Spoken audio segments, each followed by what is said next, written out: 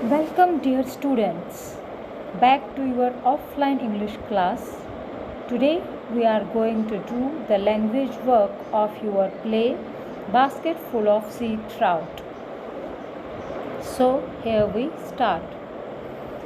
Language work में आपका पहला पार्ट आता है what do the following phrases in the lesson mean. जो ये प्ले था basket full of C trouts, इसमें कुछ फ्रेजेस यूज़ किए गए हैं, तो उसके हिसाब से आपको लेसन के हिसाब से ही उनके मीनिंग बताने हैं। Okay, so first one is wind is dying down. Wind is dying down. अगर हम इसको लेमन की लैंग्वेज में बोलेंगे विंड इज़ डाइंग डाउन, क्या मतलब हो गया कि हवा मर रही है, ये गलत होगा।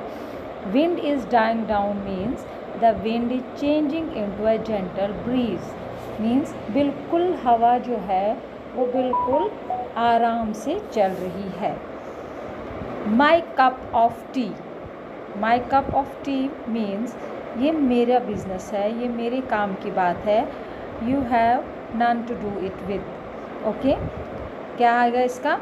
what I like or am interested in, that is this is my cup of tea, don't interfere in it. तो इसका मतलब ये मेरी बात है, जो मैं चाहूँ वो कर सकती हूँ, जो जिसमें मुझे इंटरेस्ट है वो मैं करूँगी। Then third one is solitary sort of fellow. Solitary sort of fellow means जो अकेले रहना पसंद करता है वो इंसान। One who loves to be alone. Okay, then the fourth one is untidy end. Untidy end. Untidy से आपका पता लग जाना चाहिए कि that is not a pleasant end, and its meaning is an unpleasant result, जिसका अंत जो है वो अच्छा नहीं होता। take one's word. Take one's word, किसी के ऊपर यकीन करना, भरोसा करना, ठीक है। Believe someone. Go wrong. Go wrong means गलत रास्ते पे चलना। गेट स्पॉइल्ड, खराब हो जाना, तबाह हो जाना। Clean sheet. Clean sheet means paper having no writing on it, having no ugly spot. बिल्कुल क्लियर शीट जिसके ऊपर कोई भी लिखा ना हो, कुछ भी ना लिखा हो और कोई दाग धब्बा भी ना हो। Wide awake. Wide awake means fully cautious and alert. Fully cautious means हम बोलते हैं कि ही इज़ वाइड अवेक, वो बहुत तेज़ है, वो फुल्ली कॉशियस पर्सन है। अलर्ट होना। Get in. Get in means किसी जगह पर आ जाना। Arrive at a place. Break one's heart. Break one's heart किसी का दिल दुखी कर देना। B sorely disappointed. ओके, ये हो गया आपके phrases according to the lesson, उनके meaning. Now there is one interesting part, interesting question. It is very special, very interesting when we go through this. For example, we have to find other words which can be used instead of the word or words in italics without changing the meaning of the sentence. Your words must begin with P.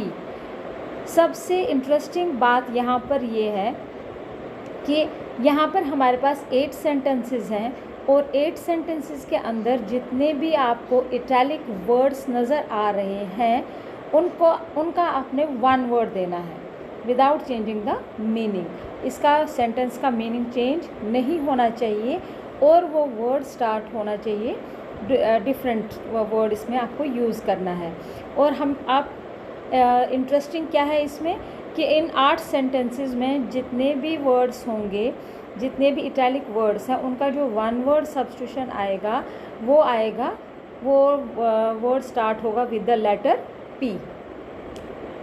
ठीक है, देखिए जैसे the wind makes a strange sound as it blows through the desert. Strange, strange हो गया अजीबो गरीब आवाज़, ठीक है। सो इसका आएगा peculiar. Okay, A group of farmers have come to Delhi to visit the trade fair. Farmers के लिए हम एक और वर्ड भी इस्तेमाल करते हैं, अक्सर आपने देखा होगा. स्ट्रेंज के लिए हमने पिक्यूलर वर्ड यूज़ किया. मोस्टली हम स्ट्रेंज वर्ड ही यूज़ करते हैं. Peculiar is used some at some special sentence, special cases.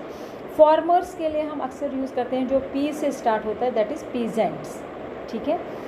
A judge who is honest has no feelings for or against a criminal. वो जज जो ऑनेस्ट है उसको कोई भी फीलिंग या कोई भी ऐसी भावना क्रिमिनल के लिए दिल में नहीं होती है. ठीक है, उसमें आएगा प्रेजुडाइज्ड. He asked me specially to convey his greetings to you. उसने मुझे स्पेशली मुझे बोला है आपको ग्रीटिंग्स कन्वे करने के लिए. तो स्पेशली का पर्टिकुलरली.